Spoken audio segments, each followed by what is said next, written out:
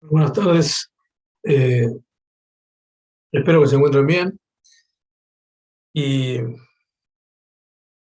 hayan podido comenzar bueno, a, a mirar en forma paulatina los elementos de esta materia, ¿sí? De tal manera de que, como hemos mencionado en otra oportunidad, la vayan llevando en forma relativamente cercana, ¿sí? Y que no se les dispare. ¿Alguien quiere hacer algún comentario, alguna pregunta, alguna referencia antes de comenzar? Si no, estaríamos ya en unos minutos empezando.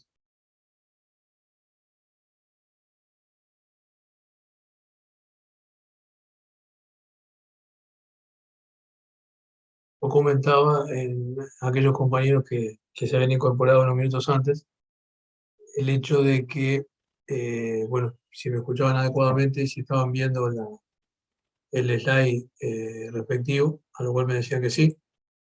La intención de hoy es avanzar sobre la parte 3 de la asignatura. Vamos a empezar a ver lo que es el impuesto a la renta de las personas físicas en lo que refiere a eh, rendimiento de capital. Esa es un poco la temática que nos va a ocupar hoy y nos va a ocupar la sesión del miércoles.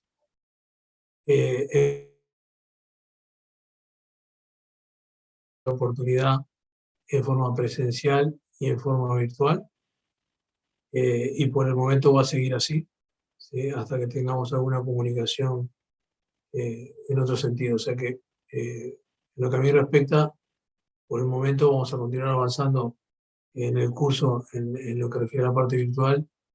Con seguridad, lo que es esta semana y la semana que viene va a depender de si hay alguna resolución diferente por parte de la facultad y la cátedra. El, el tema de hoy, como mencionaba, es el impuesto a la renta de las personas físicas y en particular, dentro de ella, lo que vamos a ingresar es en lo que es los rendimientos de capital. Como ustedes recordarán, en el caso del impuesto a la renta de las personas físicas en Uruguay, tiene dos categorías, dos grandes categorías, dos grandes grupos. Estos son las rentas de trabajo y las rentas de capital. Hasta ahora hemos avanzado en lo que son las rentas de trabajo y hoy nos introducimos paulatinamente en lo que son los rendimientos de capital. A diferencia de las rentas de trabajo, que son identificadas como categoría 2, la renta de capital se identifica como renta de categoría 1, es una manera de agrupamiento, ¿sí? Está recogida en la normativa también en lo que es el título del texto ordenado, el título 7, ¿no? Y sus decretos reglamentarios. A eso nos manejamos con la misma normativa que teníamos hasta ahora. Lo único que entramos en lo que es específicamente las rentas, ¿sí?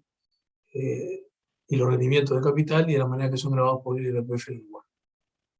El artículo 10, el título 7, y con esto ya nos metemos directamente en la temática de hoy, se refiere a que los rendimientos de capital son las rentas en dinero en especie. Estoy leyendo textualmente el slide que ustedes deberían estar viendo, como me comentaban, proyectado.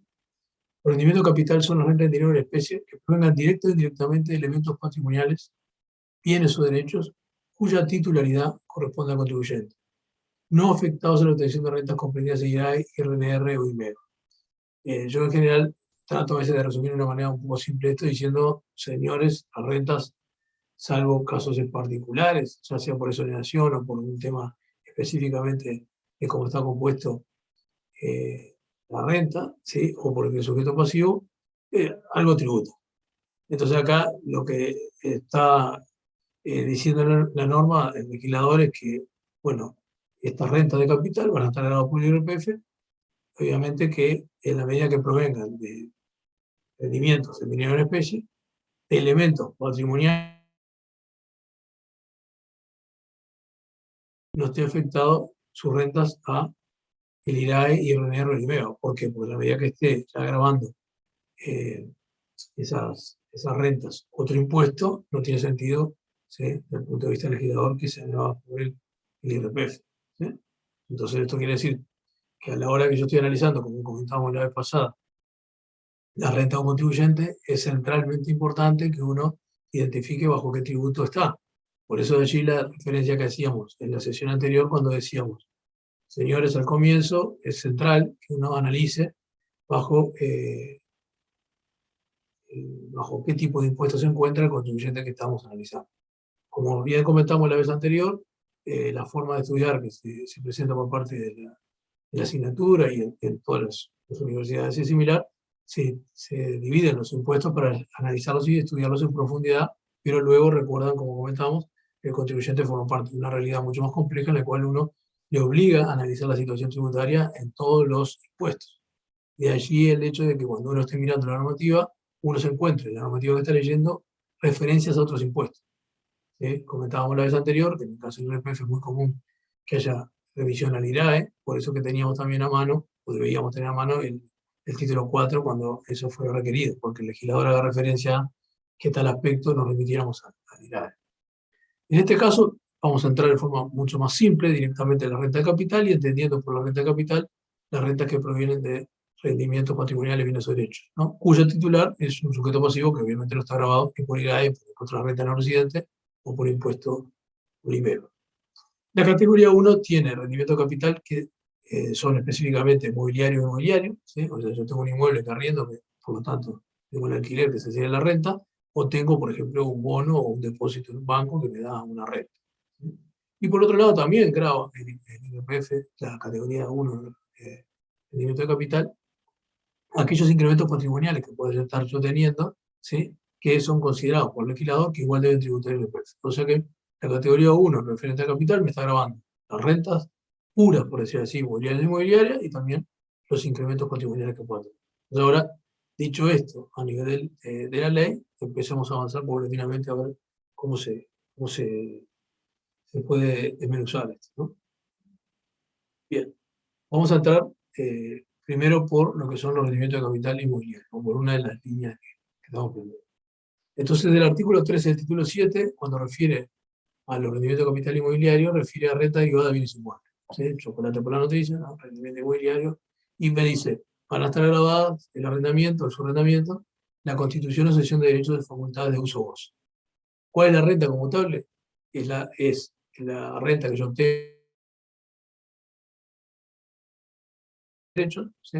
Al cual le puedo deducir créditos incobrables en las condiciones que establezca la legislación. O sea, va a haber determinado tipo de deducciones que yo le puedo hacer a esa renta que hagan de que eh, me determine cuál es la base imponible, ¿no? O sea, sobre cuál yo voy a calcular el impuesto.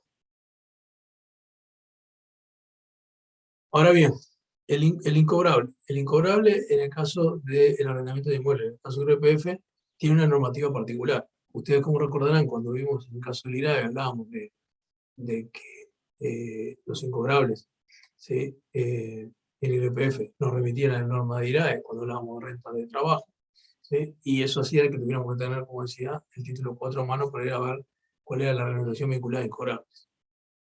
En el caso del arrendamiento de inmuebles, en la renta de capital, los incobrables por arrendamiento es diferente, ¿sí? Están determinados, establecidos en la normativa TIRPF y establece que transcurrido 3 meses del vencimiento del plazo para el pago de la obligación, lo puedo considerar incobrable.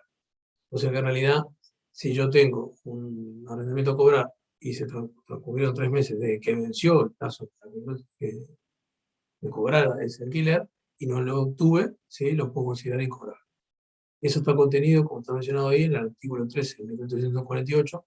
Yo no los leo de forma paralela, pero como mencionamos la vez pasada, es conveniente tener a mano la normativa y acostumbrarse a ir leyendo de forma concomitante la normativa, tanto el texto ordenado como el decreto, ¿no?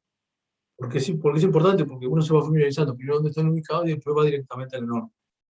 En este caso, el artículo 13, el crédito sin cobrar el arrendamiento, dice, en los casos de la renta derivada de los arrendamientos de inmuebles, el crédito se considera incobrable transcurrido 3 meses del vencimiento del plazo pactado para el pago de la obligación. Si dichos créditos se cobrarán total o parcialmente luego de transcurrido dicho lapso, deberán computarse como renta grabada en el medio del fin de cobro. Esto es decir, por ejemplo, si llegamos a cobrar más adelante de lo que fueron los 3 meses, bueno, obviamente ahí es un ingreso, ahí tributo. ¿Sí?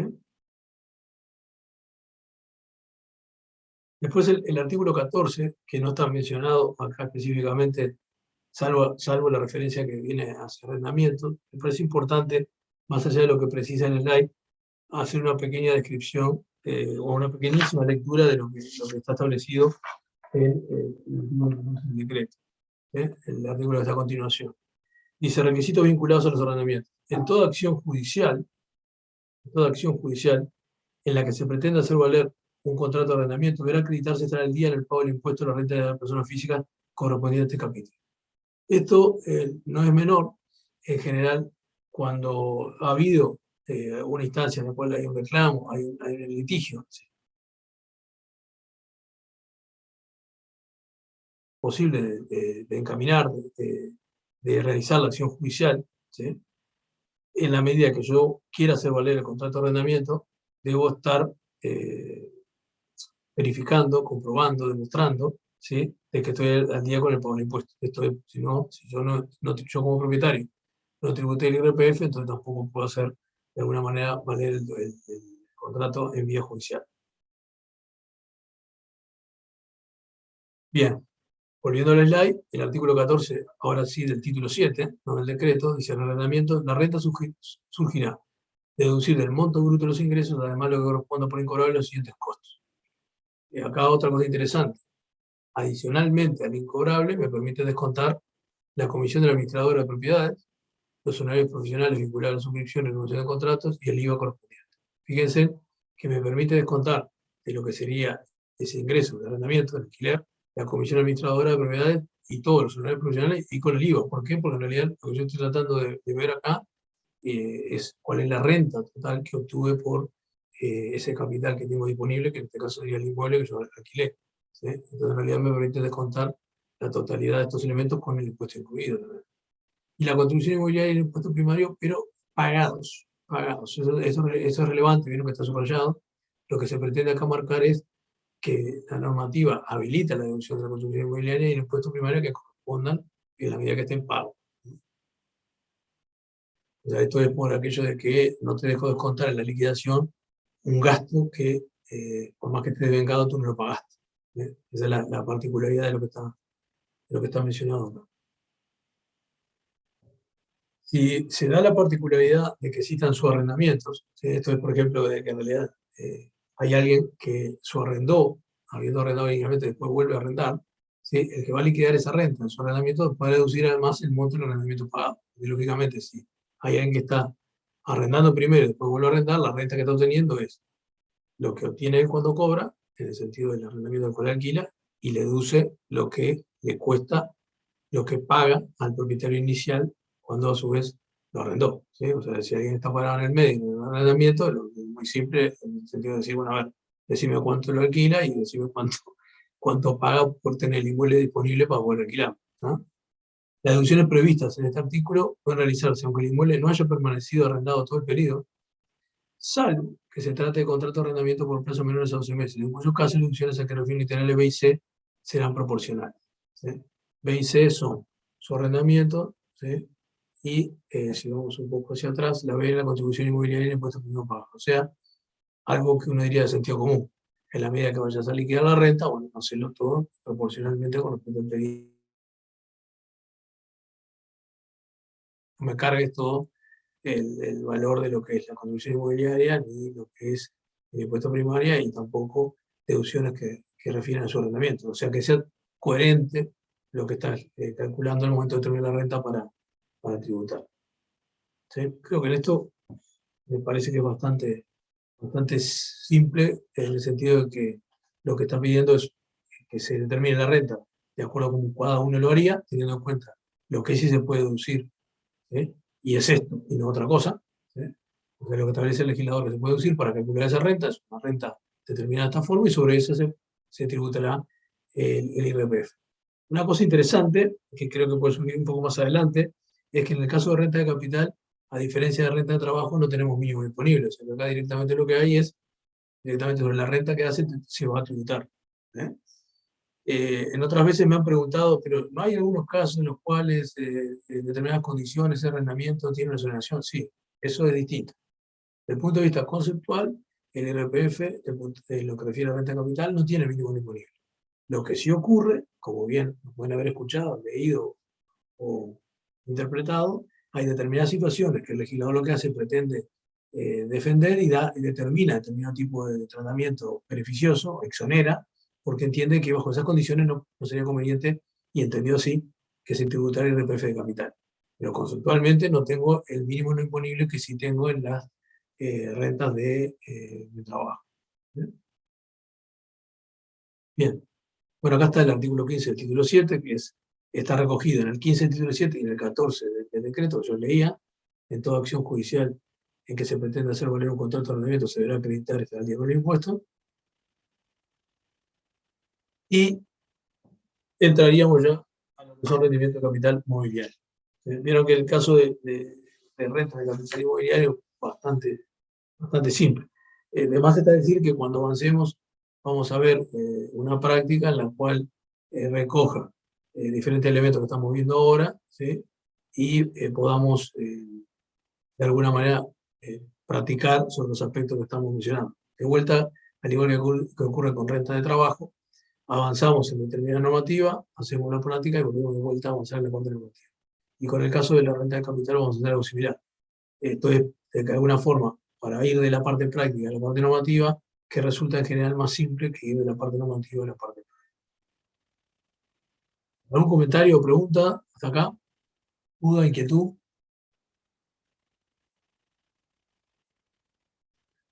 Bueno, la renta de capital Ninguna, profe. mobiliario. Adelante. Sí. No, no, que ninguna duda, gracias. Ok, ok. Bien.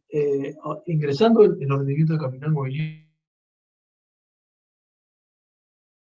en el ley lo que plantea es separar lo que es el concepto de fuente uruguaya y de fuente extranjera. Y acá es una cosa importante que yo en general, bueno, ya hace muchos años lo comento, pero después cuando la normativa fue cambiando, traté de poder dar ideas fuerza, como decía así. Decir, bueno, a ver, dame lo grueso y después entramos final. En el caso del rendimiento de capital mobiliario, el IRPF lo que graba es la renta de capital mobiliario. Pero tuvo la particularidad que fue cuando comienza el IRPF en el año 2007, grababa la renta de capital mobiliario exclusivamente de fuente uruguaya. Pero luego incorporó la renta de fuente extranjera. Entonces, por ejemplo, se da la circunstancia de que, bueno, algunos compañeros, de repente o ya lo han escuchado en la materia o lo están viendo nuevamente, tuvimos un periodo de tiempo en el cual las rentas que eran de fuente extranjera no estaban grabadas por el IRPF. ¿Ah? Y también ocurría algo similar en el trabajo y ocurrió también en la parte de los rendimientos de capital mobiliario. Pero eso luego cambió. A partir del año 2011, lo que hubo fue una incorporación de la renta de capital mobiliario de fuente extranjera. Entonces, qué es lo que pasa a la fecha? Y yo, por ejemplo, si tengo una renta de fuente extranjera, por ejemplo, tengo un depósito en Suiza, uno inicialmente diría, no, por eso podemos estar grabado por el IRPF, cuando en realidad el depósito anda en Suiza. Obviamente que no grabo el depósito, ¿no? Lo que grabo es eh, lo que grabo no es el depósito, sino que lo que grabo es el rendimiento, o sea, grabo la renta. Ahora en unos minutos contesto una pregunta que me llegó por chat. Eh, Decía, cuando hablo del rendimiento de capital mobiliario, estoy grabando el rendimiento de capital mobiliario de fuente uruguaya y de fuente extranjera. El impuesto cuando se originó, grabado solamente en la de fuente uruguaya, luego se extendió a los rendimientos de capital mobiliario de fuente extranjera.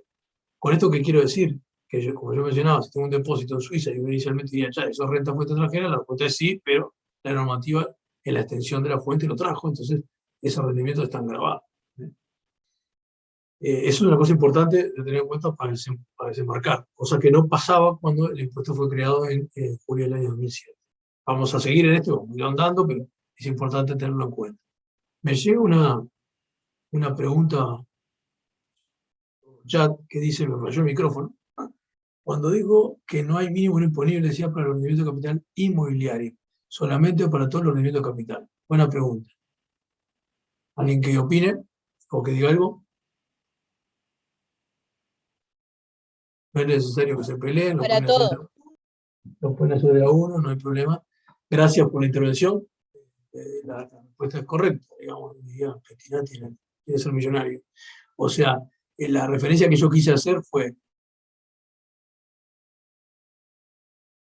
el capital general, ¿sí?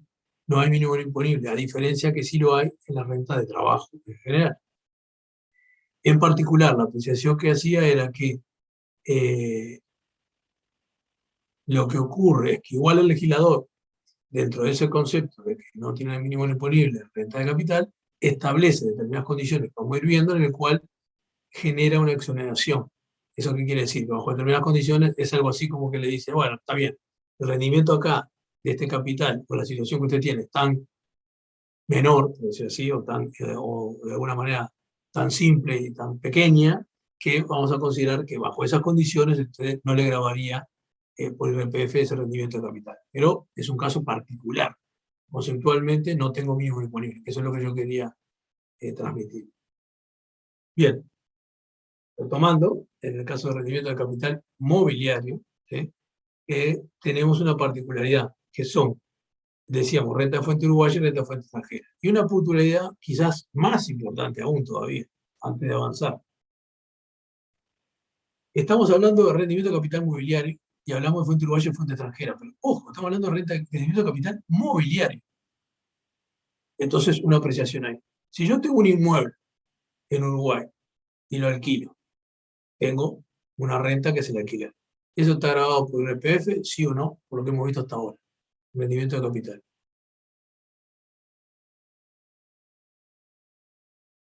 Voy de vuelta. ¿Algo? Sí, está grabado. Vamos de lo grueso. La respuesta es sí. Gracias. Es una renta de capital inmobiliario de fuente uruguaya está grabado. Ahora, cuando me refiero a la renta de capital inmobiliario, que se abre en fuente uruguaya y fuente extranjera, están grabadas ambas, la de fuente uruguaya y la fuente extranjera. No así la renta de capital inmobiliario extranjera. Voy de vuelta. Si tengo un depósito en Suiza, tengo una renta de fuente extranjera, que repito y vuelvo a aclarar, lo que está grabado no es el depósito, sino que es la renta de ese depósito, o sea, el interés de ese depósito. Esa es mi renta, por lo tanto eso es lo que está grabado por el IRPF. Pero si esa renta proviniera de un inmueble en el extranjero, o sea, sería una renta de fuente extranjera, pero no mobiliaria, sino inmobiliaria, esa renta no está grabada. El IRPF, cuando definió el alcance de la renta de capital, avanzó sobre la renta de fuente uruguaya, tanto mobiliarias como inmobiliarias, pero cuando fue hacia lo que es renta de fuente extranjera, lo hizo sobre el capital mobiliario, no sobre el capital inmobiliario. O sea que ahí hay una punta, si ustedes quieren, espero que no haya mucha avidez desde el punto de vista del legislador de grabar, algo que podría incorporarse sería decir, bueno, además quiero grabar la renta de capital inmobiliario de fuente extranjera. Yo ya me fue mejor, tengo el depósito en Suiza, que está grabado por IRPF la renta, pero aparte también tengo un inmueble en Suiza, o sea, que me está yendo muy bien, y la renta de ese inmueble, porque me da el inmueble en kilos, tengo un inmueble disponible que puedo alquilar, la renta de ese inmueble que es el arrendamiento, hoy no está grabada. En Uruguay, ¿no? Obviamente en Uruguay.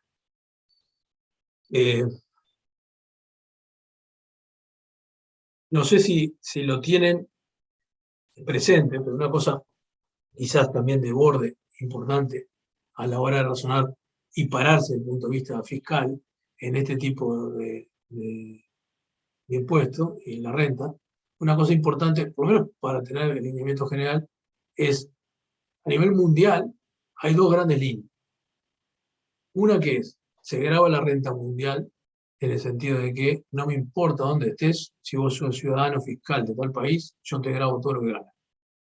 Y otra que es conceptualmente la renta territorial, que vendría a ser, en realidad, lo sí grabo, pero grabo la renta obtenida en determinado territorio, no la renta mundial. Uruguay, ¿sí? En América Latina, al igual que Bolivia, es de los pocos países que va quedando como, y Paraguay, que va quedando como rentas de territorial. En el mundo, la tendencia que hay, y paulatinamente creo que con el pasar de los años a Uruguay le va a pasar lo mismo, es el concepto de renta mundial.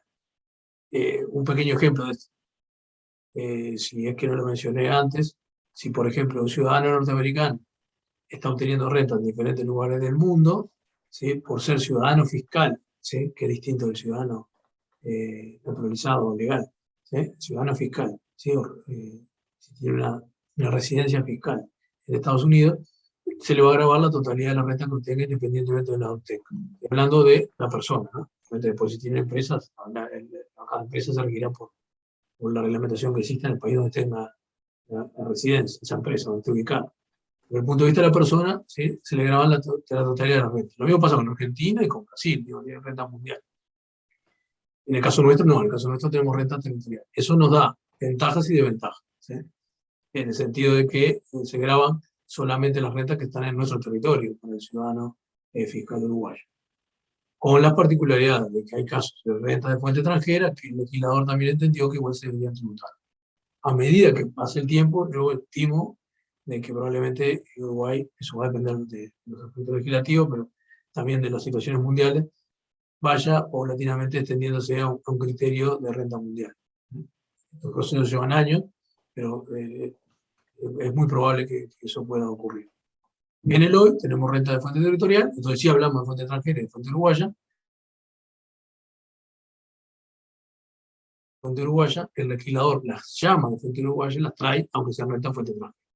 En el caso de los rendimientos de capital mobiliario está pasando eso. Hay rentas que son de fuente extranjera, que en realidad Uruguay les graba igual, IRPF, ¿sí? Pero hablamos de rendimiento de capital mobiliario. Bien, sigamos. Artículo 16, título 7, dice primero. Renta de dinero en especie proveniente de, estamos en capital mobiliario, ¿no? Entonces acá lo que dice depósitos, préstamos, colocación de capital o de crédito. O sea, en realidad hago una colocación, tengo una renta, recuerden, estamos grabando la renta, no el capital, no el depósito, no el préstamo, sino la renta, ¿no? El interés, el hacer que estamos teniendo de eso. Bien. El inciso segundo del artículo 16 dice, asimismo quedan incluidas las siguientes rentas: arrendamientos o arrendamientos, contribuciones, asociación de derechos, uso goce, bienes corporales, modelos incorporales, tales como llave, marca, patente, modelo industrial, derecho de autor, derecho federativo, deportista, regalías y similares. Traducido, todo lo que sea renta mobiliaria está tributando, ¿no? Está todo adentro. Asimismo quedan incluidas las rentas vitalicias temporales originadas sin inversión de capitales, excepto aquí como solución, si se muere alguien y obtengo eso como es hereditario, en realidad ahí no estaría grabado. Originados en donaciones modales, renta derivadas de contrato de seguro, renta derivada de cesión de derechos de explotación de imagen, renta proveniente de instrumentos financieros derivados. O sea, todo lo que tenga renta desde el punto de vista mobiliario, salvo casos, excepciones puntuales, está tributando IRPF por renta de capital. Los rendimientos de capital mobiliario provenientes de entidades no residentes de fuente extranjera que quedan comprendidos en impuestos son solamente que se originan en una colocación de capital o de crédito. Y acá está la particularidad que yo les adelantaba ya hoy, cuando les decía que está grabado, desde el punto de vista de la renta de capital mobiliario. Son, en el caso de fuente extranjera, ¿sí?, las que provienen de entidades no residentes, o sea, ese depósito que yo tengo en Suiza, pero tienen que ver con las rentas que refieren a las que se originen en una colocación de capital o de crédito, préstamos o colocaciones que generen intereses o dividendos, ¿sí? O sea, no habla, ¿sí?, en ningún momento de otro tipo de origen de esa renta, ¿sí? Rentas comprendidas, ahora de fuente extranjera alcanzada por el IRPF. Acá tenemos un pequeño, este slide, el 14, es un pequeño resumen del artículo 16 del título 7, que lo que pretende es clarificar, porque si uno lee la normativa tal cual como estaba presentada de forma textual, lo que se encuentra es que es relativamente confusa de interpretar. Es que lleva un tiempo importante de desmenuzar qué es lo que está dentro de eso. Si la lee con detenimiento, sí probablemente aborde y llegue a una conclusión como está dado en el slide. Pero implica una lectura profunda y detenida que está realizado en el estudio del artículo, ¿sí? Está desmenuzado, entonces a usted ya se les presenta, habiendo hecho su trabajo inicialmente. Por lo tanto, es bastante más simple de abordar el articulado. La renta de fuente extranjera alcanzada por IRPF, que están comprendidas por el artículo 16 y el título 7, son, y a la derecha tiene el recuadro, que están contenidas en el artículo 16, título 7 y 1, que refieren a rentas de dinero en especie provenientes de depósitos, préstamos, colocación de capital o de crédito. Eso es lo que se está grabando por partir del IRPF de fuente extranjera que está incluido en el artículo 16, título 7, en el inciso primero. Si uno avanza al inciso segundo, el inciso segundo tiene 3 apartados. Los apartados, acá está mencionado a la derecha, cada una de las situaciones y cuáles corresponden o no. Están los ordenamientos de bienes corporales, muebles o incorporales, ¿sí? Están en el B, la renta vitalicia, y están en el C, la derecho de explotación de imagen. Los que tiene X, que son las rentas que provengan de sus orígenes de fuente extranjera, las que tienen X no están grabadas, las que tienen tilde o las que tienen el indicador como el signo de positivo, por decirlo así, o tildado, son las que están grabadas. Entonces, en realidad, este slide sirve para rápidamente abordar, cuando uno refiere a renta de fuente extranjera, qué es lo que recoge el articulado en el texto, ¿sí? En los diferentes incisos, como resumen de lo que se tributa y no se tributa. Siempre hablando de renta de fuente extranjera que el IRPF alcanza. Fíjense la particularidad, porque acá estamos hablando de que el IRPF grava renta de fuente uruguaya, ¿no? Desarrolladas en el territorio. Pero en realidad, luego tenemos la extensión de la fuente, ¿sí? En el cual comienza a considerar renta de fuente uruguaya aquello que no es fuente uruguaya. O sea, en realidad es fuente extranjera, pero en realidad la trajo, ¿sí? Al impuesto y la consideró grabada. Es algo parecido a lo que yo le mencionaba hoy, de que, bueno, pero entonces, ¿de qué hablo? ¿De una renta que es territorial o una renta mundial? En la jerga lo que se conoce es, somos renta territorial, pero tenemos perforaciones en el sentido, más que perforaciones, tenemos en este caso extensiones. Somos renta de fuente territorial, pero en realidad además le agrego tal cosa de fuente extranjera, además le agrego tal otra cosa. Entonces, en realidad lo que hago es extiendo esa fuente más allá de lo que sea la parte de territorio.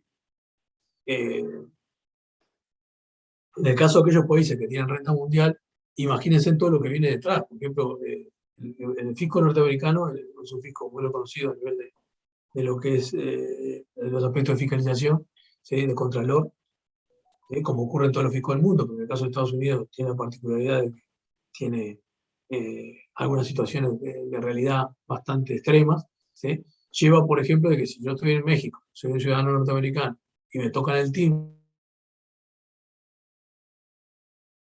México, y pedirme, solicitarme a mí como ciudadano norteamericano que yo exponga cómo fue mi liquidación de renta. Eso ha ocurrido en la realidad.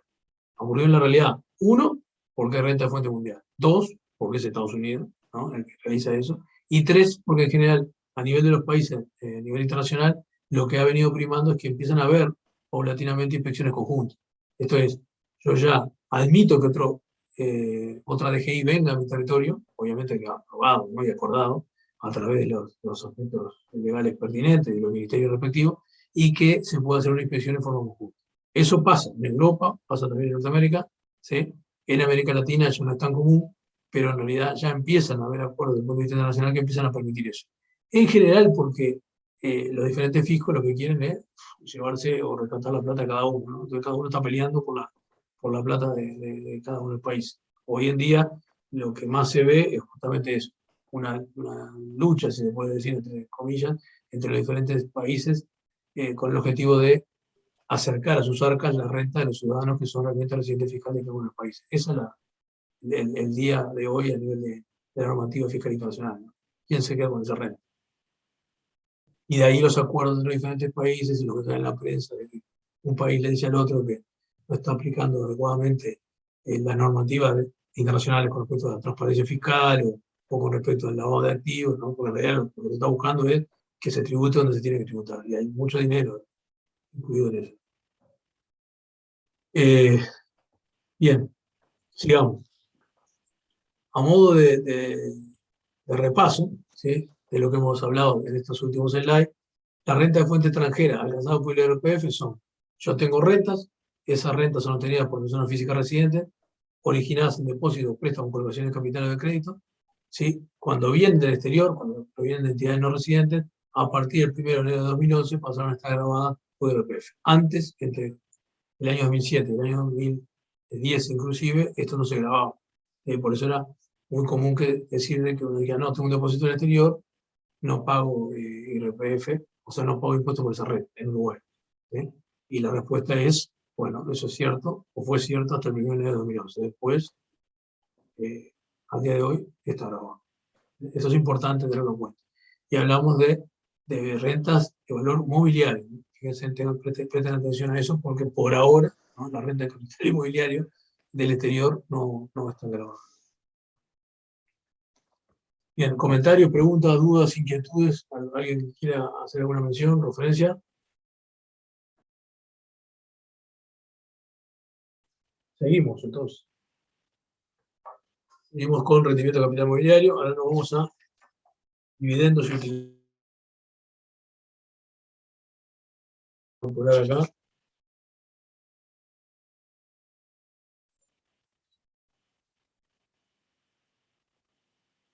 Por ejemplo, lo que hemos visto hasta ahora. Si yo recibo una herencia, ¿pago o no pago IRPF?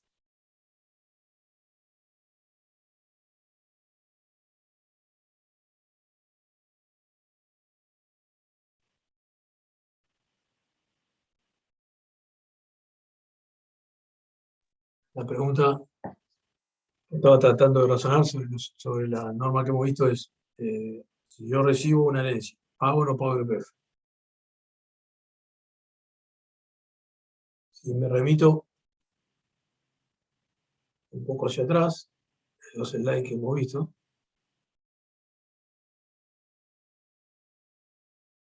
vamos tratando de pasar a aspectos prácticos, cosas que vimos en algunos de los slides.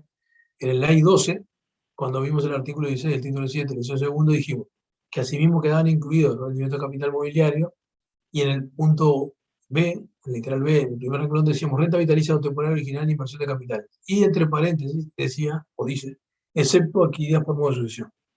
En el caso de la herencia, al momento de recibir, yo no pago, perdón, no pago por recibir la herencia. Lo que va a ocurrir es que cuando ese bien que yo recibí por herencia lo venda, ¿sí?, o sea, realmente lo haga caja, por decir así, en ese momento se va a pagar IRPF por el rendimiento que obtenga, bueno, de alguna manera que veremos cómo se liquida en el caso de IRPF del valor de un inmueble, ¿no? Pero si no, por la recepción de la herencia en sí mismo, no lo pago porque está exceptuada. O sea, no se quiso grabar por eso. Bien, no lo mencioné, pero cuando vimos la referencia de rendimiento de capital mobiliario y en el artículo, el inciso segundo, decíamos que quedan incluidas estos arrendamientos. Si ustedes ingresan en la página web de DGI, van sobre IRPF, personas, y dentro de personas de IRPF y dentro de IRPF rendimiento de capital mobiliario, se van a encontrar que hay diferentes situaciones o consultas o casuísticas que, reitero, les pueden ayudar. En algunas de esas consultas están referidas a esto que está acá, tanto se las marcas, las patentes, porque claramente la situación del contribuyente se enfrentó a determinadas situaciones y consultaba de qué manera tratarlo. Yo lo digo porque siempre hago mención de que es una buena forma de estudiar la asignatura. Bueno, ahora seguimos. Estamos llegando a lo que era, perdón, los rendimientos de capital mobiliario. Bien, ahora nos metemos dentro de la renta de capital mobiliario, lo que son dividendos y utilidades, que se propone por parte de la cátedra, que es ir tratando estos temas en 4 agrupamientos. Primero, los que refieren a la distribución por contribuyente directo. Entonces vamos a ver primariamente dividendos y utilidades en situación de distribución por contribuyente directo. Luego veremos por distribución por entidades no residentes, o sea, cuando se dan determinadas situaciones de distribución por entidades no residentes. En tercer lugar, veremos la interposición de entidades bond. Ahí lo que vamos a estar razonando es en el caso en el que en determinadas situaciones lo que el contribuyente, por diferentes razones, mete entre lo que sería el fisco uruguayo y el contribuyente, que es él, una sociedad adicional, esto es, mete o interpone, ¿no?, una entidad, una empresa en el medio. ¿Esto qué quiere decir? Es que no tiene algo tan simple como decir yo tengo un inmueble y el inmueble lo arriendo y yo tengo una renta, sino que en realidad yo tengo un inmueble, pero el inmueble lo tiene una sociedad, yo soy dueño de esa sociedad es dueña de otra sociedad y obtenemos la renta del inmueble. Entonces en realidad lo que hay que razonar es de qué manera se desentrama esa situación para ver de qué forma se tributa y quién tiene que tributar. Y de qué manera uno llega a identificar quién es realmente el titular del inmueble y el titular de la renta. Otro de los problemas que ocurre habitualmente en esta materia, en particular cuando se refiere a rentas desde el punto de vista personal, ¿sí? Es que es bastante complejo identificar realmente quién es el beneficiario final. Porque si a uno le arma una batería de uno dueño de una empresa, la otra empresa compra otra, la otra compra otra, la otra compra otra, después hay una persona en el medio que compra otra empresa, cuando uno va a desarticular o va a identificar realmente de quién es el objeto de la renta, tiene que ver realmente quién es realmente el que está obteniendo el beneficio. ¿Sí? Porque en realidad lo que hay es una cadena de situaciones de empresas en el medio, ¿sí? Que si ustedes quieren de alguna manera, entre comillas, tapa la forma de identificar rápidamente quién es el beneficiario final. Entonces, ahí hay, en el punto 3, un tratamiento que vamos a ver cómo se liquidan los impuestos en el caso cuando hay interposición de entidades de países de bajo o nula tributación, que es lo que quiere decir vos, ¿no? De bajo o nula tributación. Entidades de países de bajo o nula tributación.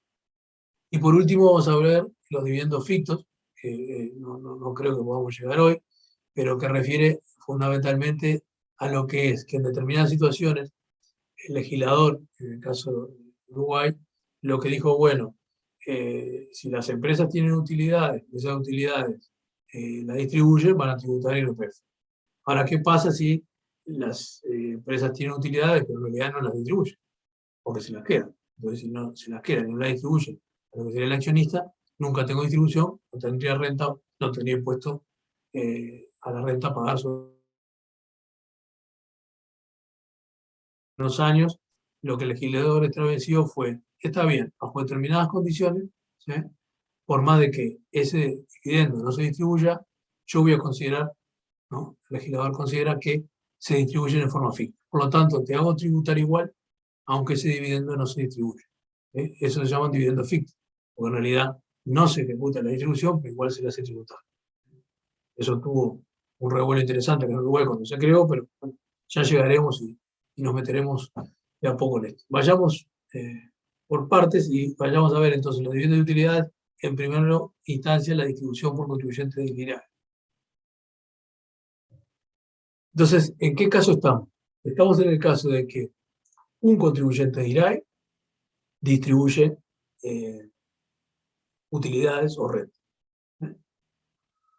Entonces, ¿qué dice la norma?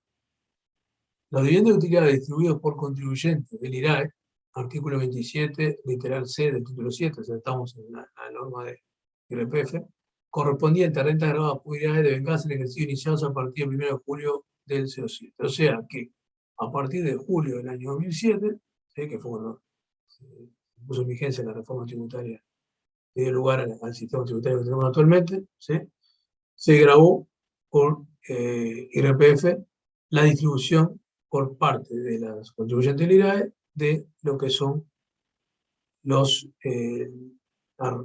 rentas devengadas. O sea, se distribuye utilidades de contribuyente del IRAE a partir del año 2007, esa distribución por IRPF.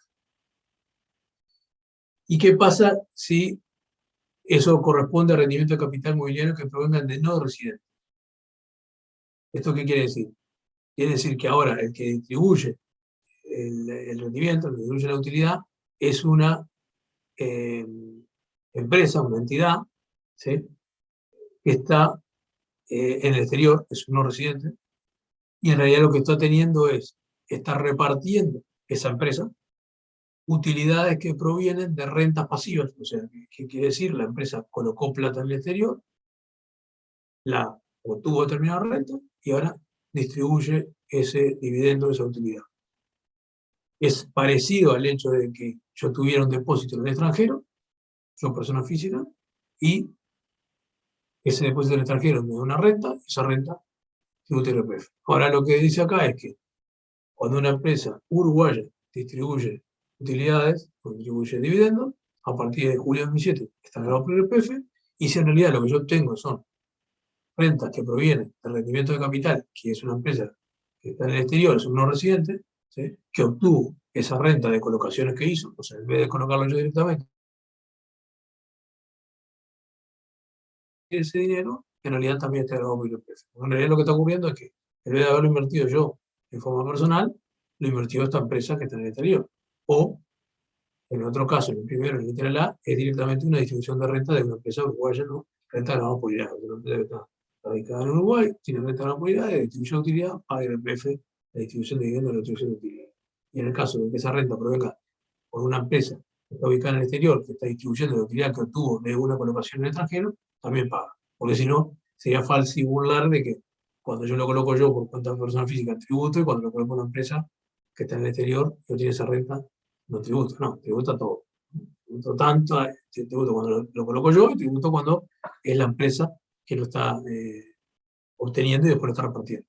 Ambos casos están grabados por IRPF. La diferencia que hay que en este segundo caso, como pueden ver ustedes, esto pasó a estar vigente a partir del 1 de enero del año 2011. O sea, entre julio del 2007 y enero del 2011, o sea, el 21 de diciembre del 2010, solamente estaba grabada la parte que está en el literal A, o sea, las rentas provenientes de la distribución de utilidades de empresas grabadas por IAE, o las rentas territoriales, las rentas que yo tenía por un depósito en Uruguay. Lo que se incorporó a partir del 1 del 2011 son esas rentas que son rentas de fuente extranjera. Ya sea, la renta lo tengo yo directamente o cuando lo tengo por una empresa, pasó a estar grabado. Y ahora bajamos un renglón más, que son el hecho de... Ah, una cosa antes de seguir. Con respecto al slide anterior, que creo que no está contenido en los slides siguientes, me parece importante.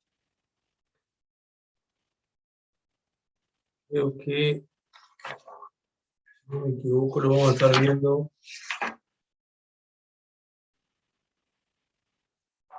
Y lo vamos a estar viendo un poco más adelante. Creo que conviene mencionarlo acá.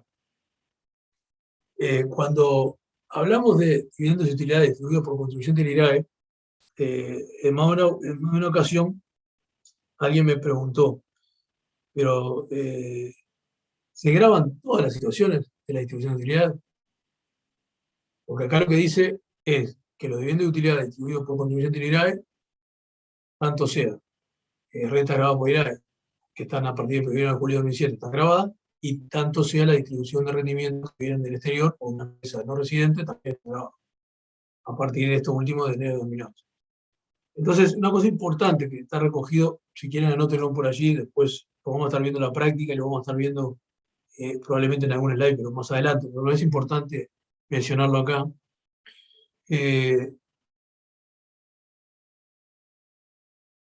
Esto reglamentario, ¿sí? Que establece determinado tipo de exoneración. Acá es lo que yo le mencionaba. Empezamos a ver determinados casos puntuales, ¿no? Las utilidades de sociedades personales, ¿no?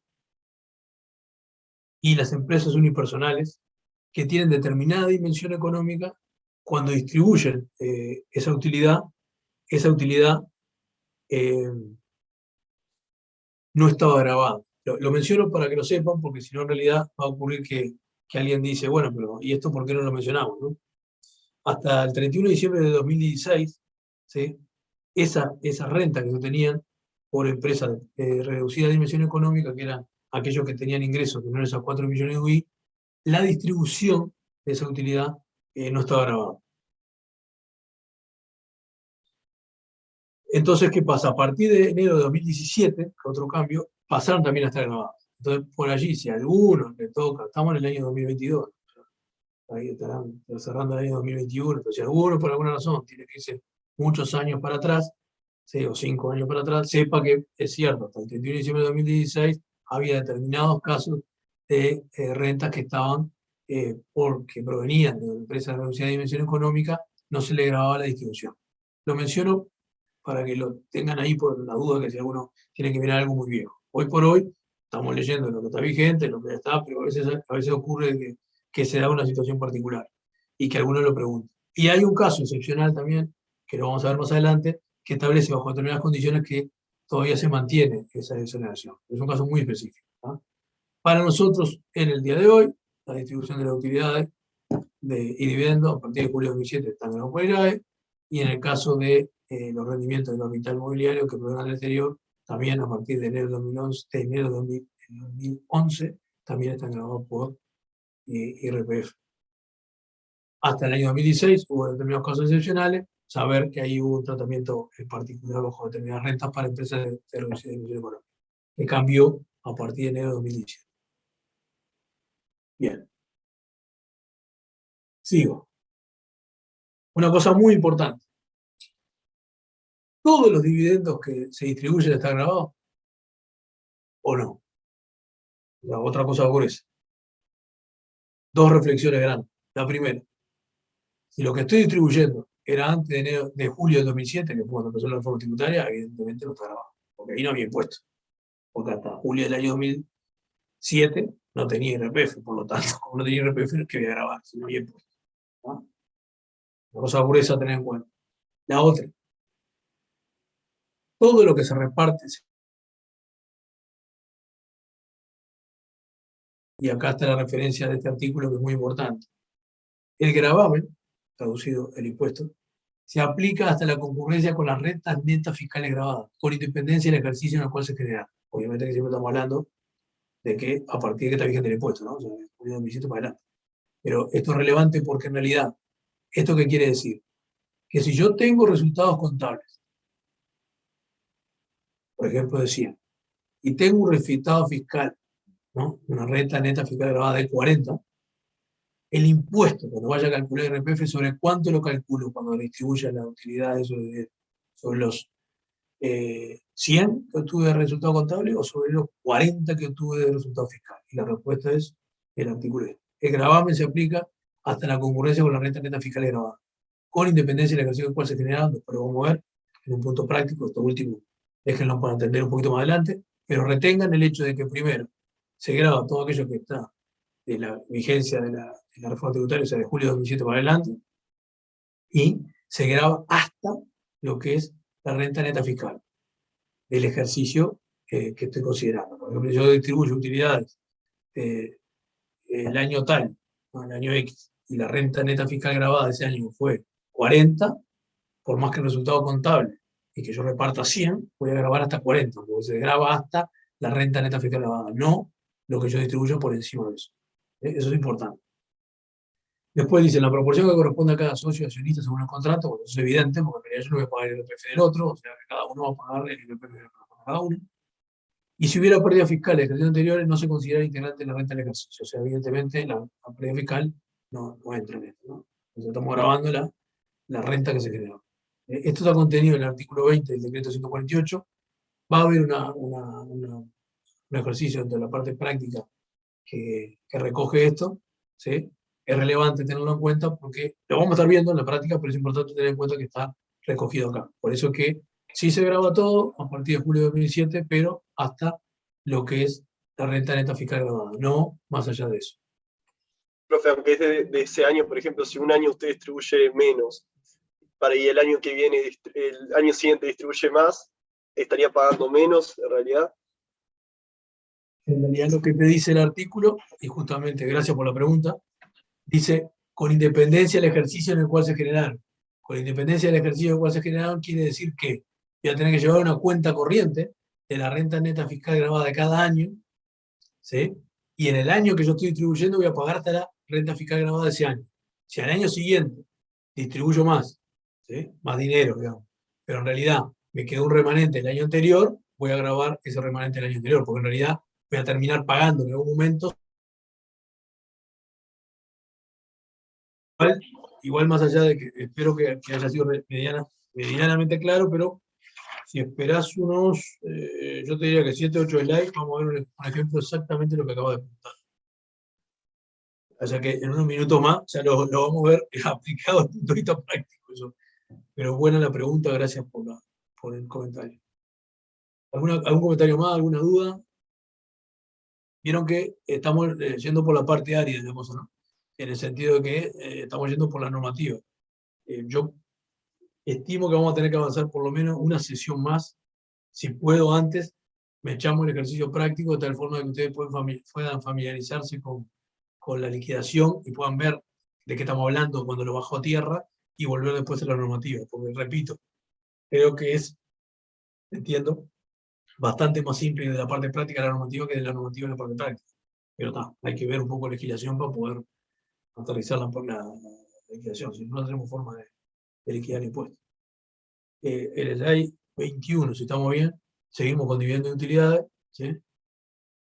Y acá hay una referencia de qué manera se va imputando cuando uno tiene diferentes situaciones, porque va teniendo resultados a lo largo de los diferentes años. Cuando van pasando los años, tiene que llevar una cuenta corriente diciendo, bueno, a ver, ¿qué estoy liquidando? ¿Qué estoy distribuyendo? ¿Utilidad de qué año?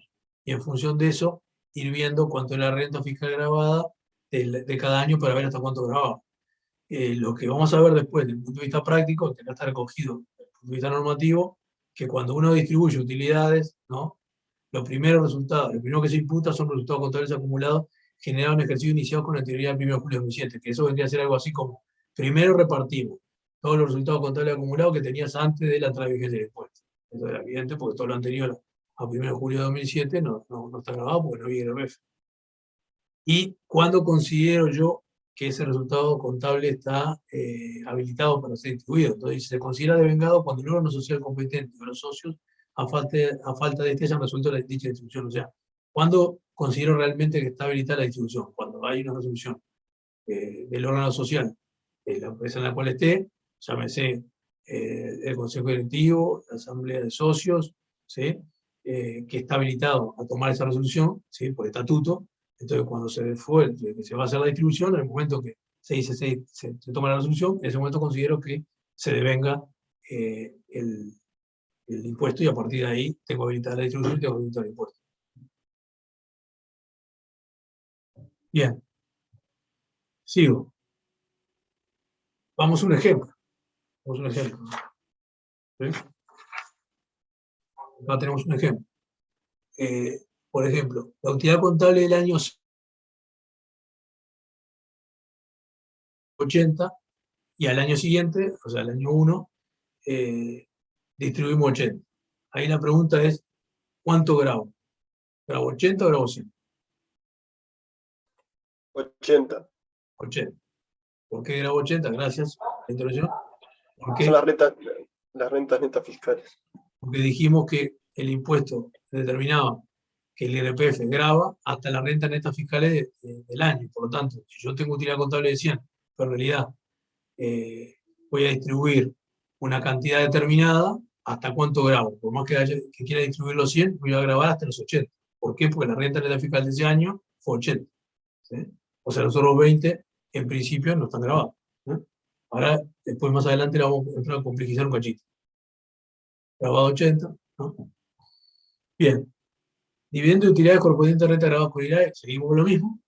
La consulta 4.957, porque esto, evidentemente, como se imaginarán, y que creo que ya a esta altura lo deben tener relativamente asumido, lo que pasa en la realidad es mucho más rico de lo que pasa en la teoría. Por lo tanto, uno lee la norma y dice, che, ¿y esto cómo se resuelve? Y bueno, la normativa no recoge la totalidad de la casuística. Entonces, lo que hace el contribuyente, pregunta. Cuando no sabe, pregunta. Y hay una consulta, que es la 4.957, que está recogida en este slide, que dice, el requisito exigido por la norma es la existencia de renta neta fiscal grabada. ¿Sí? O sea, lo que dice la norma es que se graba la distribución de dividendos hasta la concurrencia de la existencia de neta fiscal grabada, no existiendo ningún condicionamiento respecto al ejercicio de origen de la misma. Y ahí tiene que ver un poco con la pregunta que hacía el compañero. ¿Qué pasa cuando en realidad está generando un periodo y después se distribuye después?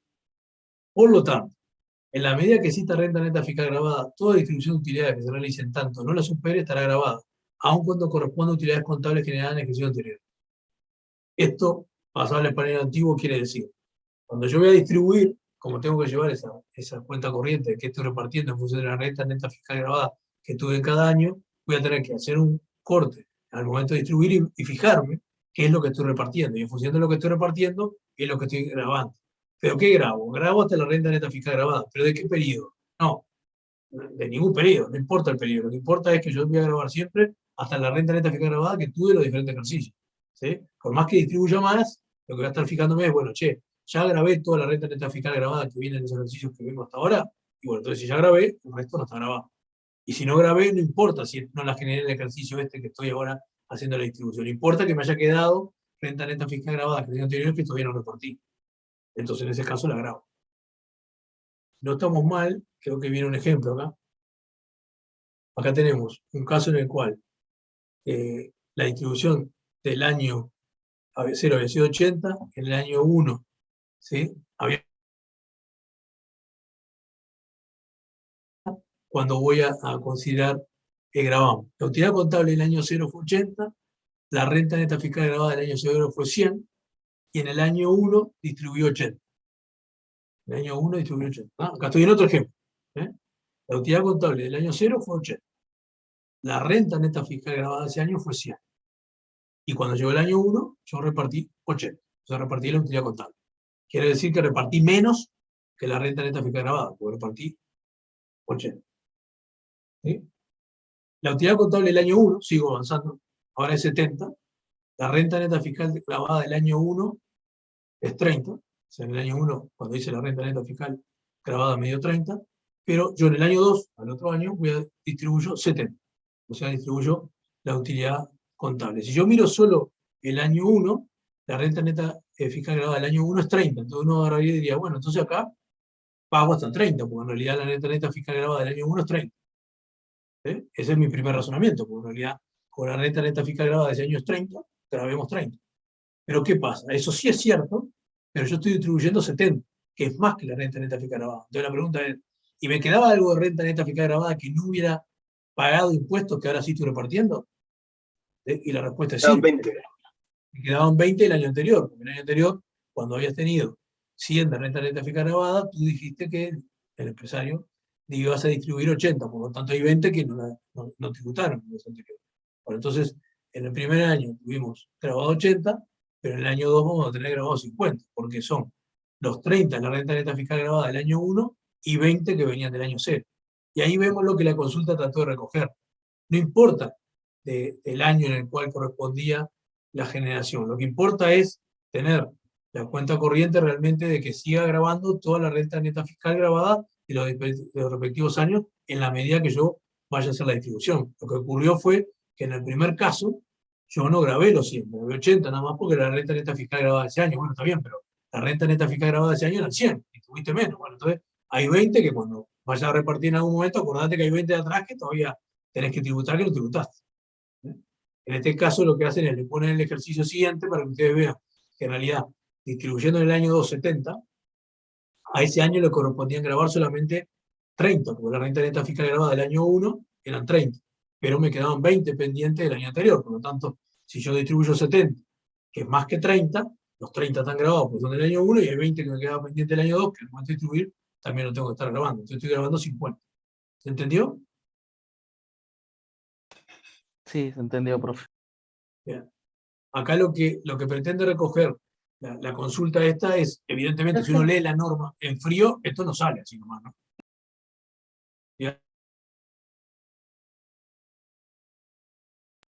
Bien, vamos nuevamente. Cuando nosotros estamos hablando de el IRPF que grava la distribución de utilidades y dividendos, la norma lo que nos dice es que debemos grabar hasta la renta neta fiscal grabada. Hasta ahí no hay ningún problema y no hay ningún inconveniente. Pero, ¿qué ocurre si yo en realidad distribuyo menos que la renta neta fiscal grabada? Y bueno, lo que está ocurriendo es que hay parte de la renta que yo debería haber grabado, que como realmente no distribuí, no pongo impuestos. Pero vendría a ser algo así como que el legislador me dice, che Mario, no te olvides, mira que lo que te quedó pendiente, en algún momento, cuando repartas, vas a tener que pagarme de eso que dejaste pendiente. Entonces, en el ejercicio 0, esta empresa dio una utilidad contable de 80 y la renta neta fiscal grabada fue 100. Por lo tanto, si yo tuviera que calcular el IRPF de ese año, para la distribución, tendría que decir que tendría que grabar los 100. Pero la empresa no resolvió distribuir 100, resolvió distribuir 80. Entonces, en realidad, yo no voy a grabar más de lo que no se distribuye. Se distribuye 80, grabo los 80. Pero lo que sí tengo que tener presente es que hay 20 que formaban parte de la renta neta fiscal grabada de ese año que yo no tributé. ¿Por qué no tributé? Porque en realidad distribuí 80. Bien. Viene el año siguiente, y al año siguiente la utilidad contable del año siguiente, el año 1 es 70. Bien, hacemos la liquidación fiscal y la renta neta fiscal grabada de ese año para el contribuyente dirá dio 30. Bien, terminó el año 1 y dice, bueno, vamos a distribuir en el año 2 ¿no? Lo que ganamos en el año 1. Bueno, pero ¿cuánto vamos a distribuir? No, vamos a distribuir 70. Vamos a distribuir todo. Lo que tenemos utilidad contable en el año 1, la repartimos todo. Bien, repartimos todo, distribuimos los 70. Desde el punto de vista fiscal, la norma lo que me dice es, se graba hasta la renta neta fiscal grabada del año. Por lo tanto, yo miro y digo, en el año 1 di 30 renta neta fiscal grabada, por lo tanto voy a grabar con IRPF 30. No hay problema. ¿Sí? Pero yo en realidad estoy repartiendo 70. Entonces digo, ¿y los otros 40 están exonerados? No. Los otros 40 no están exonerados porque hay 20 que me quedaron pendientes de la renta neta fiscal grabada del año anterior, el año 0, que yo, como no los había distribuido, no había tributado. Por lo tanto, esos 20, ¿sí?, que me quedaron pendientes en mi cuenta corriente que estoy llevando de la renta neta fiscal grabada del año anterior, ahora que estoy distribuyendo 70, estoy distribuyendo los 30 de la renta neta fiscal grabada, pero estoy distribuyendo 40 más. Desde el punto de vista fiscal, lo que tributan son las rentas netas fiscales grabadas. Por lo tanto, me quedaban 20 el año anterior, a las 30 de este año le sumo los 20 del año anterior. Por lo tanto, voy a grabar 50, por más que yo esté distribuyendo 70. ¿Por qué? Porque desde el punto de vista fiscal, lo que se graba por IRPF es hasta el tope de la renta neta fiscal grabada, independiente del ejercicio, dice la consulta, porque lo que preguntó ese contribuyente fue, bueno, pero a mí, bueno, se va a la cuenta, porque en realidad lo que vas a tener que grabar es el total de la renta neta fiscal grabada, independiente del año cuando la repartes. ¿Sí? Si la repartís más adelante, la grabarás después, pero me tenés que en algún momento, ¿sí?, pagar IRPF por la distribución de esa renta neta fiscal grabada, ¿sí?, que está repartiendo. Pero lo relevante de esto es que obliga a que lleve una cuenta corriente de la renta neta fiscal grabada, porque tengo que estar mirando, ¿sí?, cuánto es la renta neta fiscal grabada que vengo pagando IRPF, porque en realidad es hasta ayer que tengo que pagar. Y si dejo algo pendiente, como ocurrió acá, que quedaron pendientes 20 pesos, bueno, cuando vaya a repartir otra vez y reparta más de la renta neta fiscal grabada, cuidado, mira que tenés algo pendiente de otros años que también pagaba, que no, como no pagaste, porque en aquel momento no repartiste, ahora que estás distribuyendo, para pagar.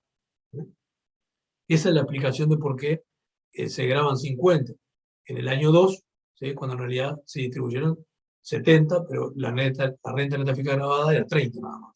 ¿Sí? Es porque hay 20 que provenían del año anterior. Comentarios, preguntas, dudas, interrogantes. Después mírenlo con detenimiento. Vamos a ver algo en la práctica de esto, pero es importante que lo repasen para digerir y para incorporar, ¿no? Porque una cosa es verlo y otra cosa es después hacer lo propio. ¿Eh? Bien. Seguimos.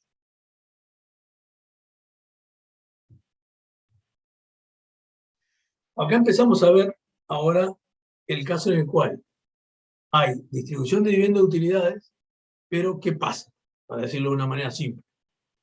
La empresa que va a distribuir no distribuye directamente. O sea, por ejemplo, yo soy accionista de una sociedad anónima y uruguaya, por ejemplo, y la sociedad anónima uruguaya distribuye dividendos, me paga y entonces yo tributo sobre esos dividendos y IRPF. ¿Ah? O es una sociedad, una SRL, distribuye utilidades y pago IRPF. Pero a veces lo que ocurre es que, por ejemplo, alguien pone o interpone quiere decir coloca entre yo que soy accionista y esa empresa en la cual yo invierto, otra empresa en el medio, ¿no? Y interpone una empresa ¿para qué? Para tener de repente determinado tipo de beneficios fiscales. Entonces, vamos perdón, alguien preguntó por el chat si tiene algún periodo que venza. Si se refería al tema de la renta, no, la renta neta fiscal grabada la tengo que llevar acumulativa y la tengo que tributar, no hay periodo que venza. Volviendo a la práctica, perdón, el slide en el que estaba. Acá el slide lo que me va a plantear son situaciones un poco más complejas en las cuales no solamente se da una distribución de utilidades,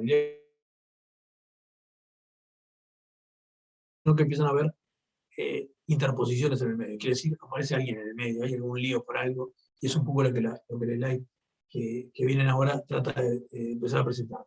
Trata de presentarnos situaciones en las cuales no es tan lineal que vos recibas dividendos de una empresa, sino que pasan otras cosas en el medio. Bueno, ¿y cómo se tratan esas cosas? El artículo 27, título 7, en el literal C, presenta esta situación. Y dice, Se incluye en el concepto de dividendos de utilidades grabados aquellos que sean distribuidos por los contribuyentes de IRAE que hayan sido beneficiarios de dividendos de utilidades distribuidos por otros contribuyentes del tributo, a condición de que la sociedad que realizó la primera distribución los mismos se hayan originado en renta grabados por IRAE. Más o menos como chino básico, como mandarín. Vamos a tratar de desarmarlo, porque cuando uno lee de corrido todo esto, ¿de qué me estás hablando? Entonces, para eso, si no recuerdo mal, a ver, ahí está. Vamos a hacer un poquito al revés. Vamos a pasar al slide siguiente y después volvemos al slide anterior, ¿no? Para poder graficar esta situación. Cuando yo tengo una anónima con renta grabada por IRAE que distribuye dividendos a un accionista o persona física, en la medida que la empresa que es contribuyente de IRAE está distribuyendo dividendos, eso está grabado por IRPF. Porque las rentas que se están repartiendo son rentas de contribuyente de IRAE. Y lo que decía la normativa es que de un contribuyente de IRAE distribuía utilidades, dividendos, eso está grabado por el IRPF. Porque lo que se está grabando es al tenedor, ¿no? Tendría que ser, ¿qué es lo que está grabando el impuesto? El impuesto lo que está diciendo es, che, Mario, como vos sos inversor, ¿no? Accionista, es anónima, cuando es anónima te devuelva la renta, que vendría a ser dividendo de utilidad, porque como yo me hago de la renta de la inversión que hice, ¿sí? Paga IRPF. Haciendo un paralelismo con la renta inmobiliaria sería, invertiste en un inmueble, lo alquilaste, cobraste el alquiler, paga IRPF, ¿no? Bien. Entonces, cualquier contribuyente con renta grabada por IRAE paga IRPF al momento de hacer la distribución. ¿Qué pasa? Si yo por alguna razón, esas me iluminan, ¿no?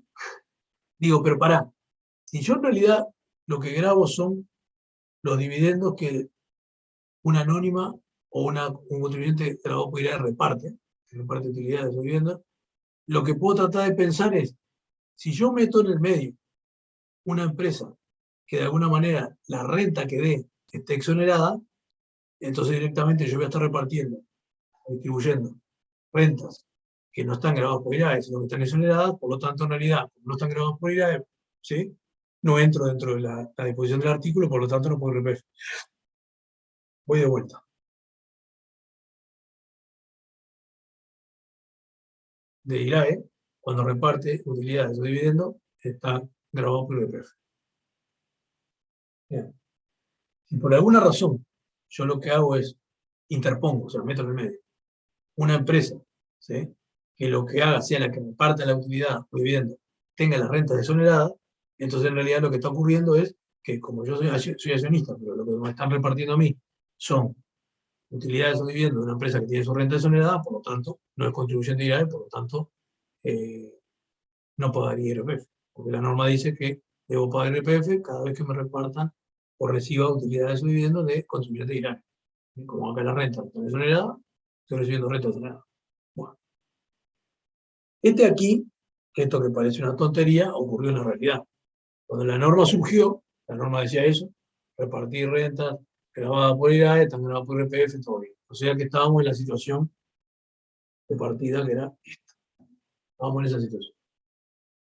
Entonces, como siempre la realidad es más rica, lo que alguien dijo fue, no, yo no quiero pagar dividendos, por lo tanto lo que voy a hacer es, voy a meter directamente en el medio otra situación. Voy a poner una empresa en el medio y que sea esa empresa en el medio la que de alguna forma me reparta a mí las utilidades. Pero voy a lograr que esa empresa en el medio esté repartiendo utilidades o rentas no grabadas por IRAE, por lo tanto no voy a tributar el precio. ¿Por qué? Porque si en realidad yo lo que hago es, pongo en el medio una anónima, ¿sí? Una otra empresa, los dividendos que le pasa la anónima original, ¿sí? A esa nueva, que es la accionista, ¿sí? Están exonerados, porque si recordamos el literal M del artículo 52 del título 4, vieron que estamos en IRAE, ¿sí? Esos dividendos que son repartidos de la anónima a la otra que es accionista, están exonerados de IRAE. ¿Por qué están exonerados de IRAE? Porque sí, porque la que paga IRAE ya es la sociedad anónima original que fue la que tributó. Entonces, se lo distribuye al accionista, que es una otra anónima, ese otro accionista directamente no va a tributar porque ya tributó IRAE la primera. Entonces, este accionista, que es el anónimo, que está en el medio, es la que a mí me da, ¿sí? Los dividendos. Entonces, como me da los dividendos a mí, ¿qué pasa? En esa situación, ¿sí? Yo diría, estos dividendos están exonerados. ¿Por qué están exonerados? Porque en realidad provienen de alguien que tiene dividendos exonerados. Por lo tanto, me está repartiendo a mí dividendos que no están grabados por IRAE. Por lo tanto, como no están grabados por IRAE esos dividendos, yo no pago IRPF. Y esto ocurrió en la realidad, y se hizo. O sea, hubo gente que lo que hizo fue, colocó una empresa en el medio, se repartía las sociedades, las utilidades de la renta grabada por IRAE a esa anónima, y esa anónima era la que me pagaba a mí. Y por lo tanto yo no pagaba IRPF. Bien. Como eso ocurrió, ¿sí? Y evidentemente se detectó desde el punto de vista real cuál era No, vamos a hacer otra cosa. Vamos a meter un artículo en la ley que se detecta acá, que es el difícil de entender, por decir así, si uno lo ve en frío. Y lo que dice es, se incluye en el concepto de vivienda de utilidades grabados aquellos que sean distribuidos por los contribuyentes del IRAE que hayan sido beneficiarios de vivienda de utilidades distribuidos por otro contribuyente del tributo, a condición de que la sociedad que realizó la primera distribución, los mismos se hayan originado en renta grabada por IRAE. Que traducido, lo que quiere decir, si voy al slide siguiente, lo que quiere decir es, si yo parto de una anónima que tiene la renta grabada por IRAE, por más que se interponga una sociedad en el medio, si el origen era una anónima que tenía renta grabada por IRAE, entonces cuando distribuye la plata a esa otra accionista que está en el medio, esos dividendos están grabados por el IRPF igual, independientemente de que hagan un puente por otra anónima, o sea, por otra empresa que tenga los dividendos exonerados. Porque de esa forma lo que quisieron hacer fue evitar el gravamen del tributo. Entonces lo que dice la norma es, no importa. Si el primero que generó la renta tenía la renta grabada por IRAE, no importa que los pasen por otro que termine siendo exonerado, que está bien, el accionista ese no va a tributar IRAE porque en realidad ya tributó originariamente la primera empresa. Pero no hay problema. Pero cuando ese accionista me dé los dividendos a mí, al final, que soy yo el que estoy cobrando, el accionista, la persona física, bueno, en ese momento esos dividendos van a estar grabados por IRPF igual. ¿Ah? O sea que lo que se trató de evitar y se corrigió con esto fue lo que originalmente había ocurrido en el mercado, fue que otras empresas constituían una empresa en el medio, la distribuían a esa empresa primero, y esa otra empresa era la que me distribuía a mí. Y de esa manera se evitaba el pago del IRPF. Lo que hoy ocurre en la realidad es, por más de que se haga esto, ¿sí? Que no tiene sentido que se haga, si existiera en la realidad, no importa, independientemente de que ocurra esto, ¿sí? A la hora de estar la situación, ese accionista, cuando está repartiendo los dividendos a una persona física, va a tributar igual. ¿Por qué? Porque la sociedad original de cual partieron las rentas tenía su renta grabada por IRPF, por lo tanto le corresponde tributar. ¿Se entendió? Sí, se entendió, profe.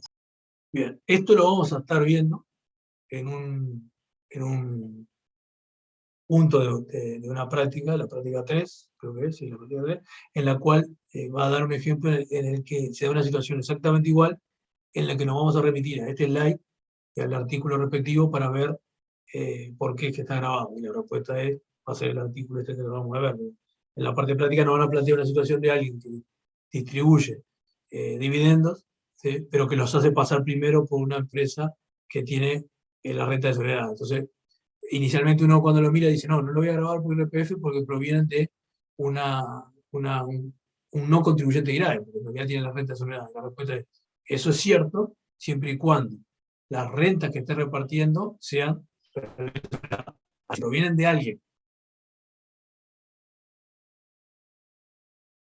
Lo que quisieron hacer fue poner un puente en el medio para eludir el impuesto. En realidad, el impuesto está ahí. Esa es un poco la idea de este slide. Sigo. Bien. Acá tienen un par de casos que son más de nada de laboratorio, ¿sí? Que son el slide 28 y la 29, para después seguir también viendo situaciones de interposición. La intención mía es avanzar un poco en lo que es la situación de interposición para que vean un poco cuál es la problemática, no quiero aburrirlo demasiado, y dejar para la sesión que viene, ya sea la propia práctica o seguir avanzando en lo que son otras situaciones también un poquito más complejas. El artículo 19, este slide, la 28 y la 29, hablan de un caso en el cual es un caso más de laboratorio, puntual, que son en los casos de rescate de capital, o sea, cuando se rescata por parte de un anónimo de capital, ¿qué es lo que se considera el dividendo para que esté grabado? Porque seguro acá la pregunta es, bueno, ¿es rescate de capital? ¿Paga IRPF o no paga IRPF y qué paga? El artículo 19 del decreto lo que dice, en los casos de rescate de capital se considera dividendo la parte del precio, el rescate que exceda el valor nominal de las acciones correspondientes. Queda excluida tal concepto de la distribución de dividendos en acciones de la propia sociedad, salvo que tales acciones se rescaten en los 2 años posteriores a la distribución o que dicha distribución se realice entre los 2 años a haberse efectuado un rescate. Acá de vuelta, es como una especie de trabalengua, pero lo que está tratando de decir es, primero, ¿en el rescate de capital tengo IRPF? Sí, tenés IRPF. ¿Cuándo?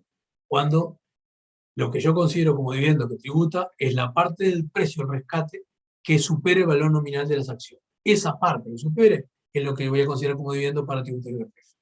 ¿Ah?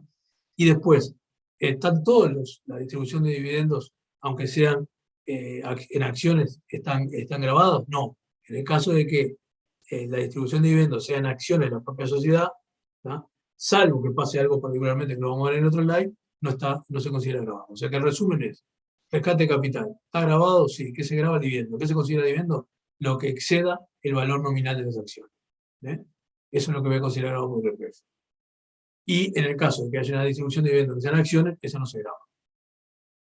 Hay algunas excepciones, sí, salvo que se dé una situación de los 2 años anteriores y los 2 años posteriores. Por lo tanto, el slide siguiente, que es el 29, trata de resumir de una manera visible en un gráfico cuándo es que se graba. Entonces, por ejemplo, si yo tengo un momento de rescate de capital y en los 2 años anteriores, ¿sí?, tuve dividendo en acciones, entonces ahí está grabado por IRPF. Y si en los 2 años posteriores a lo que es el rescate de capital también tengo un dividendo en acciones, igual está grabado por IRPF. Por eso es que si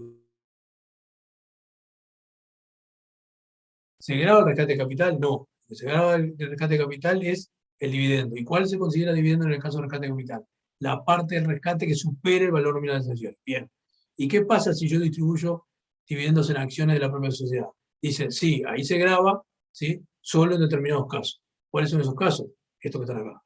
Si hay una distribución de dividendos en acciones en los 2 años antes del rescate de capital, o si hay una distribución de dividendos en acciones en los 2 años posteriores a el rescate de capital. En ese caso, igual el dividendo en acciones también se graba. ¿No? Pero es un caso muy de laboratorio, digamos. Es bueno saber que existe, porque si alguno se enfrenta a una situación de tipo, va a mirar el artículo, va a repasarlo. No es que lo tenga que retener, ¿no? Bien. ¿Cuándo considero que se generó el dividendo? Porque el otro problema es en qué momento se genera el dividendo.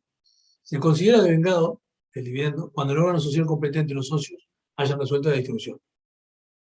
¿Los dividendos provisorios están o no? ¿Están o no van? Sí, se consideran incluidos los dividendos provisorios, ¿sí? O sea que también los dividendos provisorios se consideran grabados, siempre cuando el órgano social, ¿sí?, sea asamblea o reunión de socios, si fuera el consejo directivo de socios, resuelvan hacer la distribución. ¿Sí? ¿Y los dividendos distribuidos por contribuyentes dirán que provengan del exterior? Porque en realidad yo en el anterior dije sí cuando son dividendos locales. Por eso decía configuración, ¿sí?, del impuesto cuando es dividendo local. Y cuando el dividendo es del exterior, bueno, el artículo 16 del decreto dice los dividendos de utilidad del exterior estarán grabados solamente cuando los míos se obtengan de forma exclusiva o en combinación con otras rentas puras de capital de trabajo o en combinación con rentas que cumplan la definición del literal B, artículo 3, título 4 del Capital de Trabajo. Solo si se demuestra por parte de la DGI que la persona física ha hecho la inversión en el exterior a través del contribuyente literal. Bueno, acá entramos en otro trabalengua.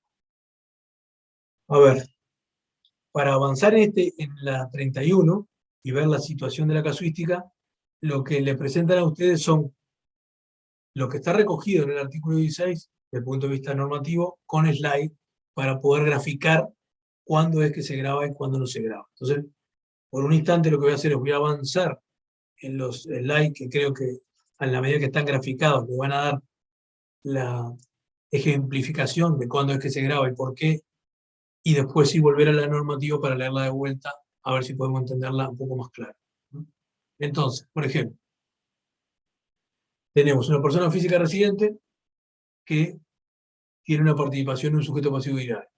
Y ese sujeto pasivo IRAE coloca plata en el exterior. O sea, ese sujeto pasivo IRAE en el cual yo invierto, ¿sí?, está colocando dinero en un no residente. ¿Sí? Deposita o da un préstamo o una colocación en el exterior. Entonces obtiene una renta, ¿sí?, lo que se considera renta pasiva. Esa renta pasiva, o sea, la renta, el interés, por ejemplo, en caso de que fuera un depósito, el interés del préstamo, ¿sí? O el interés de la colocación, viene al sujeto pasivo IRAE y el sujeto pasivo IRAE reparte los dividendos. Entonces la pregunta es, ¿tributa o no tributa IRPF? Entonces lo que la norma dice, esas son las únicas rentas, el sujeto pasivo de IRAE reparte, tributa al 12%. ¿Y quién tiene que retener? El sujeto pasivo que va a repartir la plata. O sea, la empresa en la cual yo invertí, que va a distribuir ese dividendo, me tiene que retener a mí el 12%. Renta pura de capital, renta pasiva, al momento de estar distribuido, por más que tenga un sujeto pasivo en el medio, en realidad yo estoy cobrando dividendos que es como si hubiera colocado yo la plata en el exterior. La diferencia es que la coloqué a través de un sujeto pasivo. Bien. Ahora, ¿qué puede pasar? Puede pasar de que esas rentas pasivas sean en combinación con rentas puras de capital. ¿Qué puede ser? La empresa en la cual yo coloco también coloca en el exterior su propia renta y tiene rentas de capital. Y en ese caso, cuando reparta el dividendo, ¿qué pasa? Lo mismo. O sea, el 12% de retención de IRAE tributa los dividendos, yo que estoy cobrando, que soy la persona física residente, en el momento que reparta, ¿sí? Tengo que tributar IRPF. ¿Y quién me retiene? El sujeto pasivo de IRAE. Bien. Ahora, puede pasar que ese sujeto pasivo de IRAE que yo invierto, coloca en el exterior, pero coloca en el exterior y obtiene rentas que combinan rentas puras de trabajo, ¿sí? O sea, tiene renta de capital y renta pura de trabajo. ¿Y ahí qué pasa? Ahí cuando va a repartir la plata, lo que viene es plata, pero ¿cuánto es de renta pura de trabajo? ¿Cuánto es renta de capital? ¿Qué hace el legislador que dice, ¿y acá qué hacemos? Porque en realidad estoy teniendo rentas pasivas, pero además el sujeto pasivo IRAE tiene otras rentas también de pura de trabajo. Bueno, lo mismo. O sea, directamente no pasa nada. Te hace tributar el 12% como si lo hubiera colocado yo de forma directa. No importa que haya alguien que esté intermediando, que esté interpuesto en el medio. Directamente, cuando se distribuye el dividendo, igual. Tributas el 12% y te lo retiene el sujeto pasivo IRAE. Bien. Ahora, vamos a complicarlo un poco más, que es, si ese sujeto pasivo tiene rentas pasivas, porque tiene depósito colocado en el exterior, que da la plata, que renta y distribuye dividendos, pero aparte tiene rentas pura capital, con renta de trabajo, tiene combinación de ambas, tiene de todo. Ahí adentro hay de todo. ¿Y ahí qué hacemos? Ahí lo que el legislador dice, no hay problema, seguís igual. O sea, en toda esa situación, lo que el resumen es, haga lo que haga el quien esté interpuesto, cuando ese que está interpuesto distribuye los dividendos, hay que tributar. ¿No? No lo dije, pero todas las rentas que estamos viendo de colocaciones en el exterior, la tasa de IRPF es 12. La renta de colocación, lo vamos a ver más adelante, la tasa del impuesto sobre la renta de colocación en plaza, a nivel doméstico, es 7%. La distribución de dividendos paga 7, en el caso de que sean rentas, no al 7. Eso lo vamos a ver más adelante, pero como está puesto acá, para saber de que quizás ustedes hayan visto ya en las primeras sesiones con Daniel o con Pablo, en el caso de ustedes, los que vieron virtual con Daniel, que hayan visto las tasas del impuesto y ahí capaz que no lo tienen tan presente, pero ahí estaba referido cuál es la tasa que hay que aplicar en el IRPF en cada caso. ¿Eh? Bueno, y el último caso que tenemos planteado acá es qué pasa si en realidad lo que el sujeto pasivo en el cual yo invierto tiene rentas combinadas con renta capital y trabajo, o sea que tiene todo entreverado. Entonces ahí hay un problema que es, ¿qué hacemos con esto? ¿No? Bueno, y acá se presentan dos casos, que son, por ejemplo, si la DGI prueba que la inversión se realizó por la persona física a través de contribuyente de IRAE, ¿sí? O sea, si la DGI demuestra que en realidad yo lo que hice fue, yo coloqué plata ahí, la plata que yo coloqué fue a dar al exterior, generó una renta y me están distribuyendo el dividendo, entonces en realidad estamos igual, como la misma. Estamos la misma porque en realidad, ¿qué es lo que ocurre? En realidad es que estoy colocando plata en una empresa que tiene diferentes, sujeto pasivo IRAE, que tiene diferentes tipos de renta, está colocando plata en el exterior, pero tiene rentas combinadas con capital de trabajo, entonces, de alguna manera, la pregunta acá es, pero realmente la plata que puso Mario, la puso para generar esa renta, que era una renta pasiva no residente, y en realidad está usando el intermediario, el sujeto pasivo, en realidad lo que hizo fue una inversión en la empresa y la empresa está teniendo renta capital de trabajo y en realidad está distribuyendo las utilidades que tiene que distribuir y es un sujeto pasivo como cualquiera y hará su cálculo de liquidación de impuestos. Si la DGI prueba que la inversión se realizó por la persona física, o sea que yo puse la plata a través de utilidades en cierta medida para obtener esa renta del exterior y burlar el tema del impuesto y después que me paguen dividendos nada más, entonces si me pagan dividendos me pagan al 7, si la DGI lo prueba, entonces tengo las rentas es agravada de la distribución de dividendos del 12. Si la DGI no lo prueba, entonces en realidad no hay retención al 12, porque en realidad no puede haber retención de algo en el cual yo lo que hice fue solamente coloqué el dinero en la inversión porque soy un accionista de la empresa, pero no coloqué dinero para hacer una renta en el extranjero para que me repartan esa renta y pagar menos tasa, porque en realidad estoy pagando en la distribución de dividendos locales un 7, cuando en realidad tenía que estar pagando un 12.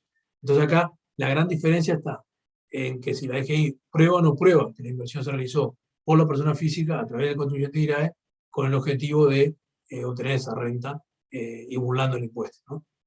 Para evitar un tema de pago de diferentes tasas. Resumen, siempre se tributa el 12, ¿sí? Salvo en el caso de que el contribuyente que yo estoy invirtiendo esté colocando en el extranjero y tenga rentas combinadas por la persona física para obtener una renta pasiva directamente, ¿sí? Si no, en toda la demás casuística, directamente está tributando el 12, porque siempre se entiende lo que está pasando, estoy usando al sujeto pasivo IRAE para obtener la renta en el exterior, que es lo mismo que haría yo si la coloco yo directamente, porque la estoy haciendo a través del sujeto pasivo. Que además, si la coloco yo en forma independiente, por mi cuenta, coloco esa inversión en el extranjero y voy a tributo también el 12, porque es una renta pasiva del exterior, o sea, está tributando lo mismo. Lo que acá se pretende que esta persona física, al intermediar con un sujeto pasivo IRAE, trate, entre comillas, de burlar lo que sería la tasa de la que tiene que pagar de IRPF. Bien. ¿Hasta acá estamos? ¿Eh? Bueno, entonces, en lo que a mí respecta, si no hay preguntas o algo, en principio pararía por acá, porque no quiero, podemos seguir dos slides más de repente, ¿sí? Que es, quizás para cerrar el capítulo capaz que puede serles útil, ¿sí? Vamos a hacer lo siguiente, y cerramos con eso. Cerramos con dos slides más. La primera, la que sigue a este cuadro que acabamos de ver. El artículo 16 del decreto hace una cosa que es interesante. Dice, se considera contribuyente directa a todas las entidades que se encuentran nominadas en los artículos 1.8, literal del artículo 3, título 4, aun cuando todas sus rentas sean de fuente extranjera. Esto está puesto esto, con una sola finalidad. Está puesto porque en realidad, ustedes recordarán, cuando nosotros trabajamos con relación a las rentas de contribuyentes que tributan en IRPF, dijimos, qué difícil que es para un país el poder, entre comillas, casar a los contribuyentes de IRPF, porque en realidad es difícil que podamos controlar al 100% de los contribuyentes en cada una de sus situaciones particulares. Entonces lo que hace el Estado, y en la mayoría de países ocurre lo mismo, y Uruguay hizo eso, de alguna forma dice, no, vamos a hacerlo simple. En vez de que Mario me tribute el IRPF que le corresponde, vamos a hacer lo siguiente.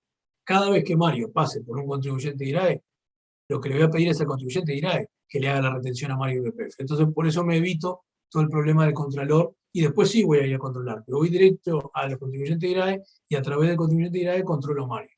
Entonces, por ejemplo, ¿qué le van a pedir? Le van a pedir a todos los contribuyentes de IRAE que cuando me vayan a pagar una renta de un depósito, por ejemplo, para hacerlo simple, ¿no? Yo tengo un depósito en el Banco República, ese depósito en el Banco República me da renta, entonces le van a decir al banco, cuando le vayas a acreditar los intereses a Mario de la renta del depósito que tiene, retenido, y además le dice el banco, vos pagás eso de alguna forma. Al retener el IRPF lo metes tú, y Mario lo que hace, dice que cuando vaya a pagar su impuesto, hay una parte de impuesto que no paga porque ya se la retuvo el banco. Bien. Y eso lo hace como metodología general. Entonces, lo que establece la normativa es considerar a todos los contribuyentes IRAE como retenedores de IRPF. Entonces, con eso se asegura de trancar esa plata ahí. Pero ahora, con esto hace algo más, porque lo que hace es considera contribuyente IRAE a todas las entidades que se encuentran nominadas en nominales 1.8, literal A del artículo 3 y título 4, aun cuando las rentas sean de fuente extranjera.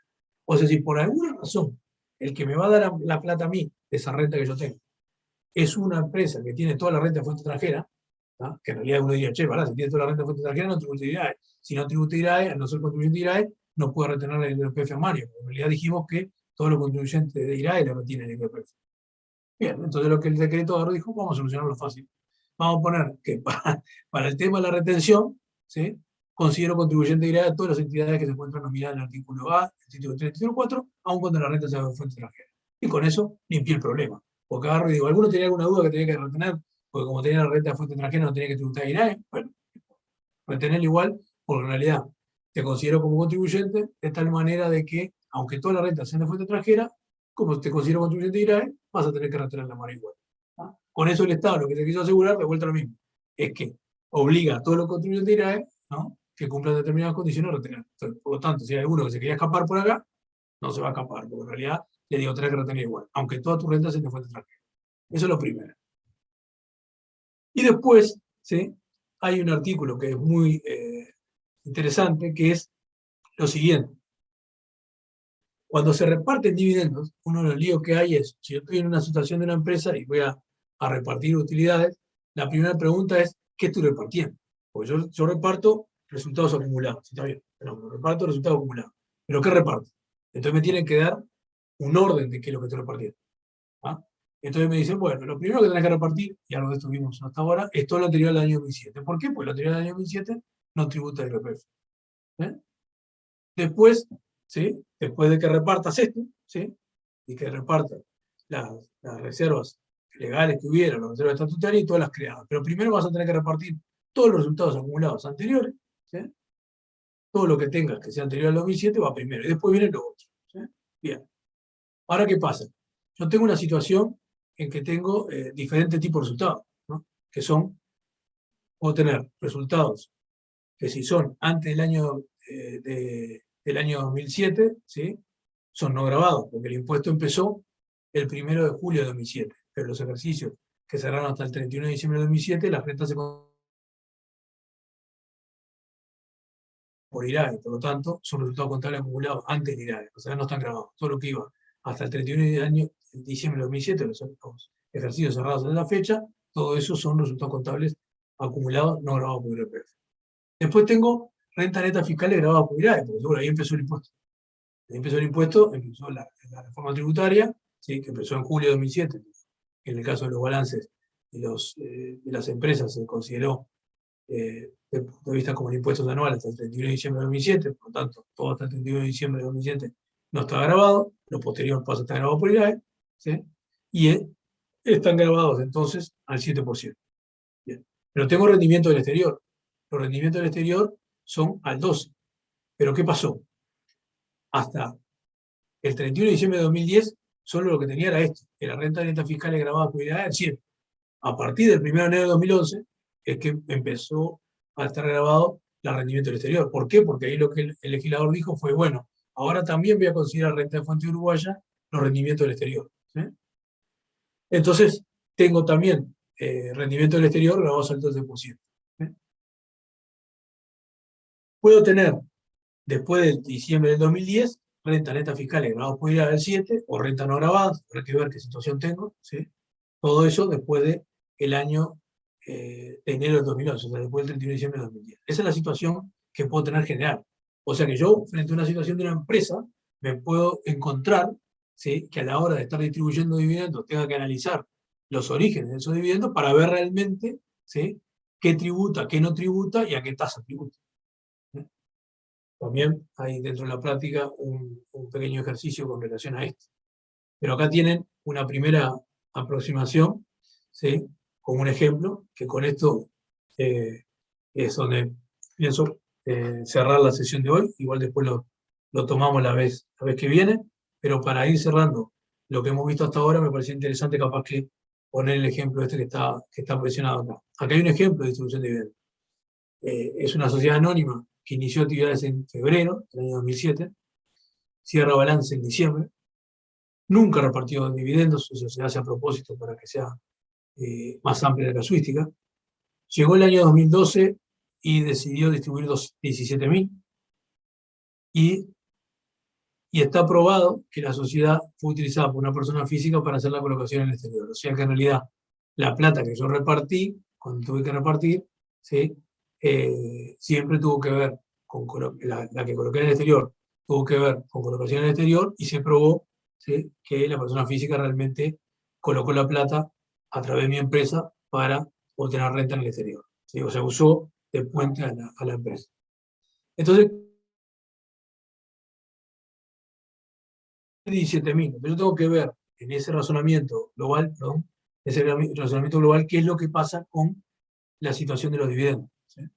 Porque en realidad tengo dividendos de diferentes años, estoy distribuyendo dividendos de 17.000 pesos en junio del año 2012 y tengo un cuadro que me presentan en el cual me identifican en la columna izquierda los diferentes ejercicios, la siguiente columna los diferentes resultados contables del ejercicio, la otra columna el resultado fiscal, la otra columna el rendimiento de capital mobiliario no residente, o sea, en el exterior, y a la derecha tengo un cuadro, una columna, perdón, que indica qué tipo de impuestos había. Como dijimos, en el año 2007 estaba el IRIC y después sí estuvo vigente el IRAE. Entonces, ¿qué pasa con los 17.000 que voy a repartir? Porque en realidad la pregunta es, cuando estoy repartiendo, ¿qué orden de prelación tengo? Por eso que mencionábamos recientemente que el artículo dice, primero repartís todos los resultados contables que son anteriores a la creación del IRAE. Por lo tanto, yo arranco con 17.000 y digo, bueno, los primeros que reparto son los 2.000, que son los que están en el año 2007, que son los resultados contables, que además, ¿sí?, como el impuesto ahí no estaba vigente, por lo tanto no están grabados. Ahí ni discuto el tema de resultado fiscal sí, resultado contable no, porque en realidad no tiene sentido porque no había impuesto, ¿no? No estaba el IRAE, por lo tanto no había distribución, por lo tanto, perdón, no había distribución, no había distribución grabada por IRPF, por lo tanto no hay problema. Luego tengo lo que viene grabado al 7%. ¿Qué es lo que está grabado al 7%? Es año 2008, 2009 y 2010, ¿sí?, que allí el impuesto que estaba vigente, él era IRPF, pero la tasa de IRPF que estaba vigente era la del 7%, ¿sí? Por lo tanto, la distribución de dividendos que responda a los años 2008, 2009, 2010 va grabado al 7%. Y fíjense que lo que está sumado es lo del resultado fiscal, no del resultado contable. ¿Por qué? Porque, como vimos anteriormente, lo que se graba es hasta la renta neta fiscal grabada de cada año. Por lo tanto, si ustedes miran la columna de resultado contable, van a ver que tiene a la izquierda el resultado contable, que no es considerado porque en realidad, desde el punto de vista del cálculo del impuesto, lo que se graba es el resultado fiscal. Ahí tengo 6.000 grabados hasta el 31 de diciembre de 2010. ¿Y por qué paro el 31 de diciembre de 2010? Porque a partir de enero del 2011, el IRPF pasó a grabar, ¿sí?, también los rendimientos que venían del exterior. O sea, empezó a grabar a lo que eran rentas de no residentes. Entonces, ¿qué pasa? Lo que viene del exterior no está grabado al 7, está grabado al 12. Entonces el legislador lo que dijo fue, bueno, hasta el 31 de diciembre de 2010, primero liquidás todo lo que era local. Luego, cuando si seguís distribuyendo, vas a pasar primero a tributar sobre las rentas de orden de prelación. No vas a repartir los 2.000 del 2011, que son el territorio nacional, por decirlo así. Vas a repartir primero la distribución de los dividendos que vienen del exterior. Por lo tanto, eso que viene del exterior pagan el 12. Por lo tanto, primero tomo los 100 que vienen del exterior. Bien, y después sigo. Después sigo y digo, bueno, ahora sí, tomo los 2.000 siguientes, también del año 2011, pero van grabados al 7. ¿Por qué? Porque esos son distribución de dividendos locales, ¿sí?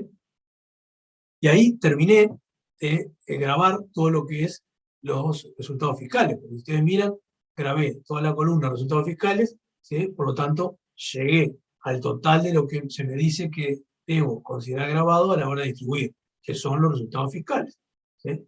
Entonces, si yo totalizo todo lo que acabo de grabar, ¿sí?, me encuentro con que en realidad yo estoy distribuyendo, según lo que la empresa indicó, 17.000, y esto no suma 17.000, porque tengo 2.000 no grabados, 6.000 grabados al 7, 100 grabados al 12 y después 2.000 más grabados al 7. Por lo tanto, me está faltando una parte para llegar a los 17, que son la diferencia entre los 10.100, que es todo lo que está grabado, y los 17.000. O sea, la diferencia entre 17.000 y los 10.100 está no grabado. ¿Por qué está no grabado? Porque es distribución de utilidades, ¿sí?, que va más allá de los resultados fiscales, y la norma establece que yo grabo hasta el resultado fiscal. Por lo tanto, en realidad, los otros 6.900 que voy a repartir son no grabados. Y ahí sí tengo la composición del IRPF a pagar. Debería pagar, ¿sí?, el cálculo del 7, 6.000 al 7, 100 al 12 y 2.000 al 7. ¿Sí? Y los 6.900 no están grabados, como tampoco lo están los 2.000 que eran del año 2007, por ser antes la creación de IPF. ¿Me interpretó? Sí, profe. Bien. Bueno, ahora respirando hondo y tratando de que puedan mirar lo que ustedes puedan mirar para la sesión siguiente, la idea es ir cerrando acá, porque en realidad lo que nos restaría ver ahora, empezar, sería avanzar en situaciones particulares de liquidaciones cuando tienen exoneración y ver lo que es la parte de dividendos fictos.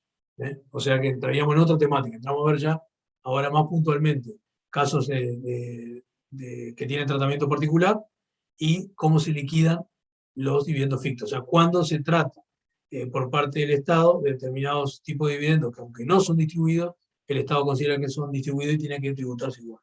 Esa es un poco la intención. Y no sé si le repartieron, si cargaron el EVA o no, pero la idea es, si pueden, por lo menos ojeen y el otro lunes. ¿Alguna pregunta o duda hasta acá? Bueno, de mi parte, agradezco la atención. Disculpen si fue un poco pesado, porque lamentablemente esta sesión es compleja desde el punto de vista normativo y es lo que nos permite dar elementos para introducirnos en la parte práctica y en la complejidad de lo que viene. Así que agradezco el tiempo, la atención y la movilidad y nos estaríamos viendo en este mismo horario el día miércoles, a partir de las 19 horas. Suerte y que gane Uruguay, si lo posible, mañana que juguemos de vuelta. Gracias, profe. Muchas También. gracias. Gracias también. Muchas gracias, profe, que termine bien. Buenas noches. Gracias, profe. Chau.